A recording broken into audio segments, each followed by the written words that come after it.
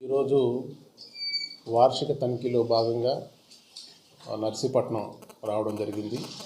Narsipatnam DSP గారి ఆఫీసులో ఉన్నటువంటి రికార్డ్స్, అదేవిధంగా ఈ నర్సీపట్నం సబ్ డివిజన్ పని విధానం గత సంవత్సర కాలం పాటు ఎలా ఉంది, ఇక్కడ రిజిస్టర్ చేసినటువంటి వివిధ కేసులు, వాటి పురోగతి, అదేవిధంగా మనకు ఉన్నటువంటి సమస్యలు, ముఖ్యంగా ఈ ఏజెన్సీ ప్రాంతం నుంచి, ఒరిస్సా వైపు నుంచి ఈ ప్రాంతం ద్వారా గంజాయి రవాణా, దాంట్లో ఇన్వాల్వ్ అవుతున్నటువంటి వ్యక్తులు, దానికి సంబంధించినటువంటి సమాచారం, దాంతోపాటు ఈ మధ్యకాలంలో మనకి ఎక్కువగా పెరిగిపోతున్నటువంటి cyber crime, social media crime, దాన్ని రివ్యూ చేయడము, దాంతోపాటు రోడ్ యాక్సిడెంట్స్ కూడా మనకి గత కొంతకాలంగా ఎక్కువగా రిపోర్ట్ అవుతున్నాయి.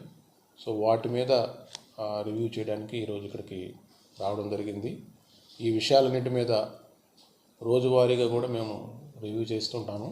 బట్ అయినప్పటికీ డేటా గత 2-3 సంవత్సరాల డేటాని పరిశీలించేప్పటికప్పుడు గతంతో పోలిస్తే ఎన్ఫోర్స్మెంట్ యాక్టివిటీస్ ఈ సంవత్సరంలో మెరుగుపడ్డాయా లేదా, లేకపోతే కేసులు పురోగతి బాగుందా లేదా అనేటువంటి దాని మీద రివ్యూ చేయడం జరుగుతుంది.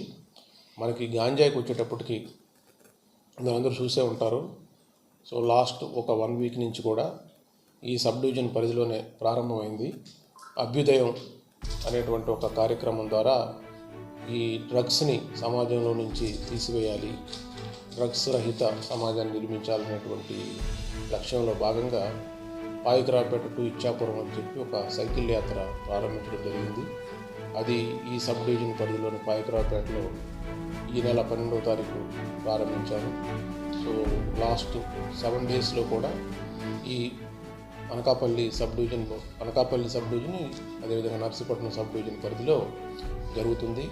సో ప్రజలు, అదేవిధంగా ముఖ్యంగా యువత, విద్యార్థులు పెద్ద ఎత్తున దాంట్లో పాల్గొని ఏదైతే సందేశం మనం యువతకు ఇవ్వాలనుకుంటున్నామో దాని గురించి ప్రజల్లో పెద్ద ఎత్తున చర్చ జరగడం, దాంతోపాటు ఈ డ్రగ్స్ నిర్మూలించడంలో భాగంగా ప్రతి ఒక్క వ్యక్తి యొక్క పాత్ర, ప్రతి ఒక్క వ్యక్తి, కుటుంబం, ఇన్స్టిట్యూషన్స్, స్కూల్స్, కాలేజెస్, ఇవన్నీ కూడా వారి పాత్ర వారు పోషించినప్పుడే మనం ఒక మంచి సమాజాన్ని నిర్మించడానికి, ఈ డ్రగ్స్ సమాజంలో నుంచి పారదోలడానికి అవకాశం ఉంటుంది. సో ఆ పిలుపు మేరకు మేము ప్రజల్లోకి రావడం జరిగింది. ముందు పోలీసు వారి సైకిల్ యాత్ర అనుకున్నప్పటికి కూడా దీనిలో ప్రజలు కూడా పెద్ద ఎత్తున వచ్చి పాల్గొనడం, వారి సపోర్ట్ కూడా పోలీస్ డిపార్ట్మెంట్కి అడుగడుగునా కూడా అందిస్తున్నారు.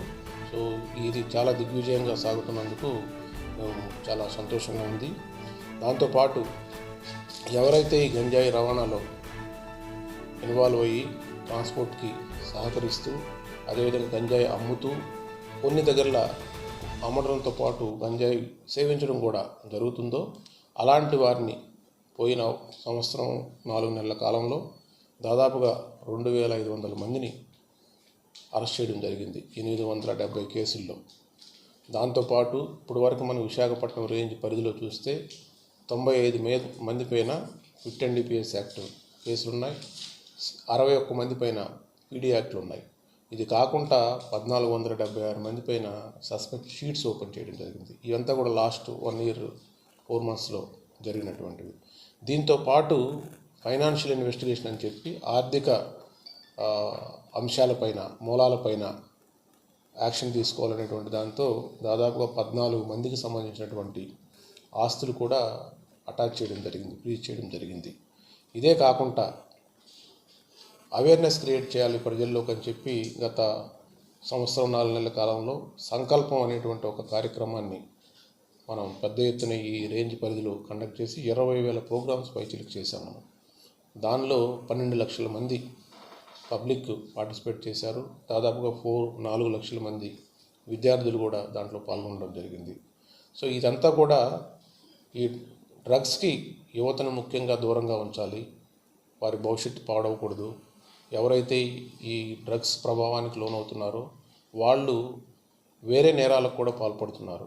దాని ద్వారా ఈ డ్రగ్స్ కేసులోనే కాకుండా ఇతర అత్యాచారానికి సంబంధించినటువంటి కేసులు, మర్డర్ కేసులు కూడా ఇన్వాల్వ్ అయ్యేటువంటి పరిస్థితి వస్తుంది. దీన్ని బట్టి మనకి ఈ సమస్య ఎంత తీవ్రంగా ఉంది, ప్రపంచవ్యాప్తంగా దేశవ్యాప్తంగా ఉన్నప్పటికీ కూడా మన రాష్ట్రంలో ఒకప్పుడు ఈ సమస్య లేదు. అలాంటిది ఇప్పుడు మనకు గంజాయి అనేటువంటిది చాలా సులువుగా అన్ని ప్రాంతాల్లో దొరకడం, ఈజీగా దాన్ని సేవించడానికి అలవాటు పడుతున్నటువంటి ఈ రోజుల్లో దీని మీద ఒక పెద్ద ఎత్తున ఒక ప్రజా ఉద్యమంలాగా దీనిపైన పనిచేయాల్సినటువంటి అవసరాన్ని గుర్తించి ఈ కార్యక్రమాలన్నీ కూడా చేపట్టడం జరుగుతుంది. ఈరోజు అల్లూరు జిల్లాలో ఎన్కౌంటర్ జరిగింది. అంటే ఇలాంటి ఆపరేషన్ మళ్ళీ భవిష్యత్తు మన కార్యాచరణ ఈరోజు ఆపరేషన్ జరిగింది, ఇంకా కూడా జరుగుతూ ఉంది అది ఆపరేషను. దాంట్లో ఉన్నటువంటి సమాచారం అంతా మా సీనియర్ అధికారులు మీకు అందరికీ ఇప్పటికే తెలియజేయడం జరిగింది. ఈ కార్యక్రమాలు ఇప్పుడు జరుగుతున్నాయి, అంతకుముందు గతంలో కూడా జరిగాయి, రాబోయే రోజుల్లో కూడా జరుగుతుంటాయి. ఈ కోంబింగ్ ఆపరేషన్స్ అనేటువంటివి జరుగుతూనే ఉంటాయి. లాస్ట్ మీరు కూడా చూస్తే ఒక 3-4 months బ్యాక్ కూడా మనకి 2 ఎన్కౌంటర్స్ మన ఎక్స్చేంజ్ ఆఫ్ ఫైర్స్ మన ఏరియాలో జరిగాయి. దాంట్లో కొంతమంది మావోయిస్టులు కూడా మరణించడం జరిగింది. అలాగే ఈరోజు జరిగిన దాంట్లో కూడా కొంత క్యాజువాలిటీస్ ఉన్నాయి. ఈ ఆపరేషన్ కూడా కంటిన్యూ అవుతుంది. భవిష్యత్తులో కూడా కంటిన్యూ అవుతాయి. మావోయిజం దాదాపు కనుమరుగవుతుందన్నది ఇప్పుడు నడుస్తున్నాను. ఈ నేపథ్యంలో మనం గిరిజనులకి అభివృద్ధి కోసం భవిష్యత్తులో వాళ్ళు మళ్ళీ మావోయిస్టు వెళ్ళకుండా మనం ఏదైనా చేయబోతున్నాం. ఇది ప్రభుత్వం తరఫున ఆ కార్యక్రమాలు ఎప్పటికప్పుడు ఆ ప్రయోగాలు వాళ్ళు తీసుకోవాల్సినటువంటి దాని మీద ఎప్పటికప్పుడు జరుగుతున్నాయి. తప్పకుండా ఎక్కడైతే మనకి హింసకి తావుండదో, ప్రశాంత వాతావరణం నెలకొంటూ ఉంటుందో అక్కడ ఆటోమేటిక్గా అభివృద్ధికి ఆటంకం ఉండదు. ప్రభుత్వాలు కూడా అభివృద్ధి పనులు చేపట్టడానికి ఇబ్బంది లేకుండా ఉంటుంది, అభివృద్ధి తప్పకుండా జరుగుతుంది ఆ ఏరియాలో. ఆ దృష్టిలో మనం చూసినట్లయితే తప్పకుండా రాబోయే రోజుల్లో ఏఎస్ఆర్ జిల్లాలో మంచి అభివృద్ధికి సంబంధించిన కార్యక్రమాలు జరిగేదానికి అవకాశాలు ఎక్కువగా ఉంటాయి. సార్, ఇప్పుడు యోగిలో మావోయిస్టు ప్రాబల్యం ఏమైనా ఉందా? ఛత్తీస్గఢ్ ఇతర రాష్ట్రాల్లోనే ఎక్కువ ఉన్నట్టు ఉంటుంది. మన ఏరియాకు వస్తున్నారు. ఇప్పుడు మన లాస్ట్ టైం 2-3 months బ్యాక్ వచ్చారు, అప్పుడు ఎక్స్చేంజ్ ఆఫ్ ఫైర్స్ అయినాయి. మళ్ళీ ఇప్పుడు వచ్చారు, ఇప్పుడు ఎక్స్చేంజ్ ఆఫ్ ఫైర్స్ అవుతున్నాయి. మిగతా టైంలో మళ్ళీ అటువైపుకి వెళ్ళిపోతున్నారు వాళ్ళు. ఎప్పుడైతే మన ఏరియాలోకి వస్తారో అప్పుడు మనం దళాలన్నీ కూడా కూంబింగ్ నిర్వహిస్తుంటాయి కాబట్టి ఆ సమయంలో మనకి ఎక్స్చేంజ్ ఆఫ్ ఫైర్లు అవుతున్నాయి. ఇప్పుడు జరిగిన ఎన్కౌంటర్లో మావోయిస్ట్ అగ్రనేత చనిపోయారంటున్నారు సార్, వారి కుటుంబ సభ్యులు కూడా నిజమే? అది ధృవీకరించారు కదా. హిడ్మా వారికి సంబంధించినటువంటి టీం 6 మంది సభ్యులు దానిలో మరణించినట్టుగా తెలుస్తుంది మనకి. ఇంకా ఆపరేషన్ జరుగుతుంది, ఫర్దర్గా పూర్తి వివరాలు తెలియాల్సినటువంటి అవసరం ఉంది.